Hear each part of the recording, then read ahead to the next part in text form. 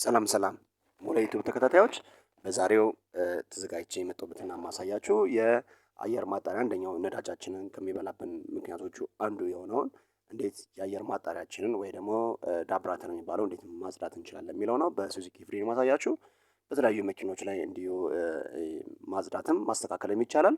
እኔ ብዙ ጊዜ ሞተር እንዲታጠብ አልመክርም። ሞተር ሲታጠብ ብዙ ሰዎች እንግዲህ ምናልባት ኮመንት ላይ ገብታችሁ ብትሰጡኝ ደስ ይለኛል። የተቸገራችሁ ሰዎች አሉ።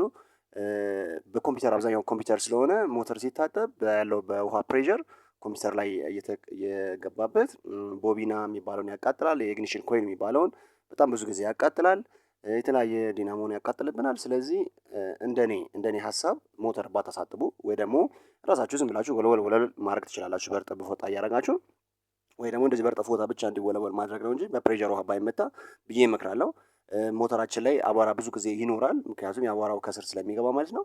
እንደዚህ አሁን እንደምታዩት ማጽዳት ይቻላል ማለት ነው። ምክንያቱም ሞተር ከሚጎዳብን ወይ ደግሞ ሞተር ችግር ውስጥ ገብተን ሌላ ብዙ ወጪ ላይ ከምንዳረግ የሚሻለን በንፋስ ልክ ነው እንደምታደርጉት እነዚህ ጎሚስታዎቹ ወይ ደግሞ ጎሚስታ የሚሰሩ ልጆች በጣም ጥሩ ናቸው። ምክንያቱም ይኸው እያንዳንዷን እንደምታዩት በደንብ ነው በንፋስ የሚመታላችሁ እና ሙልጭ አድርጎ አቧራውን ያወጣላችኋል ማለት ነው።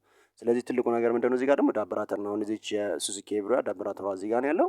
ስለዚህ ይሄን ዳብራተሯ ይወጣና እሱንም ማጽዳት ይቻላል ማለት ነው። አሁን ይሄን ዳብራተር ውስጡ ራሱ ይጸዳል ማለት ነው። ሲጸዳ የኢንቴኩን ልክ አሁን እንደዚህ እንዳያችሁት በግራ እጁ የኢንቴኩን ቦታ በእጁ ይሸፍንና ነው ውስጥ ያለውን አቧራ ራሱ እንዲጽድት አድርጎ የሚያወጣላችሁ። የኢንቴኩን ቦታ ካልሸፈነው ወደ ኢንቴክ ይገባብና አቧራ ያስቸግረናል፣ ወይ ደግሞ በፎጣ መሸፈን አለበት ማለት ነው። አሁን እንደምታዩት በእጁ ሸፍኑታል ማለት ነው። ይኸው ይዋት ደግሞ ዳብራተሯ ያላት አሁን ይኸው ምን ያህል አቧራ እንደሚወጣው። አሁን ይሄ ቢቻላችሁ በየሳምንቱ እንደዚህ ቢደረግ በንፋስ ብታስመቱት የተሻለ ነው የሚሆነው ማለት ነው። ምክንያቱም አንደኛ አየሩ ተጣርቶ በትክክል ስለማይገባ ቤንዚላችን የሚበላበት አንደኛው ምክንያት ይሄ ነው ማለት ነው። ስለዚህ ተከታተላችሁ በየሳምንቱ በጣም አቧራማ ቦታ ደግሞ ካላችሁ በሁለት ቀን በሶስት ቀኑ ማድረግ ይጠበቅባችኋል።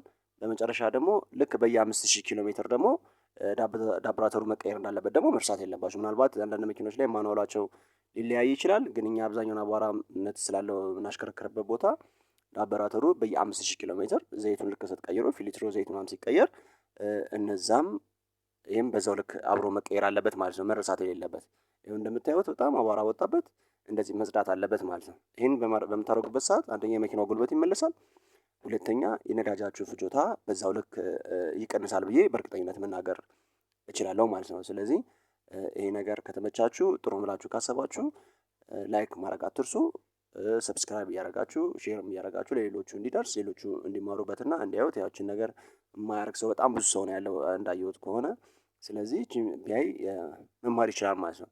ከዛ በዚች መሰረት ሸፈንፈን ታደርጋላችሁ ጨርሳላችሁ ማለት ነው። እንደዚሁ ደግሞ ራዲያተሩንም በዛው ልክ በነፋስ ብታስመቱት ጥሩ ነው የሚሆነው ማለት ነው። በራዲያተር በኩል ያለው ትናንሽ መኪኖች እነዚህ ቪትስ ምናምን ሲሆኑ ኮሮላ ሲሆን እዛው ፊት ለፊት ነው ያለው ዳብራተሩም ሞተሩም እዛው ፊት ለፊት ስላለ አያስቸግርም። የኛ ግን ሱዙኪ ኤቭሪ በዚህ አይነት መንገድ ነው ከፊት ነው የምትከፈተው።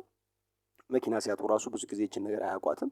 ስለዚህ ከፊት እችኛዋ ትከፍታለች፣ ራዲያተሯ እዚህ ጋር ስላለ እሷንም ከፊት ያለውንም ማጽዳት።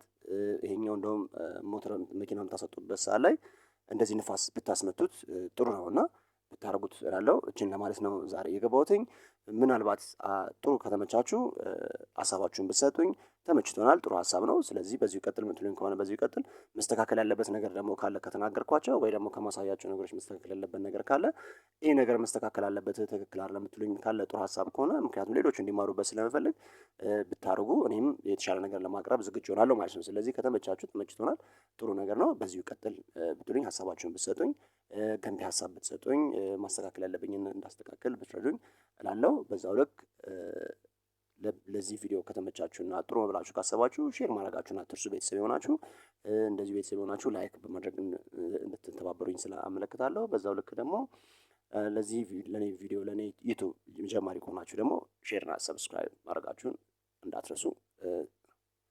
አመሰግናለሁ።